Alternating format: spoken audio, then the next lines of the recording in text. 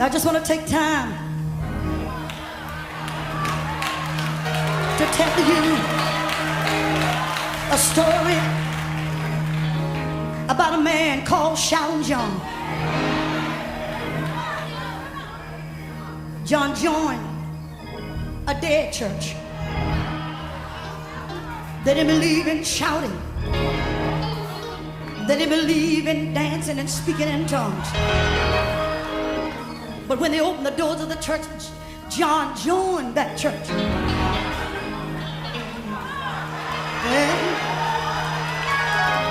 And when John joined that church, he came in dancing.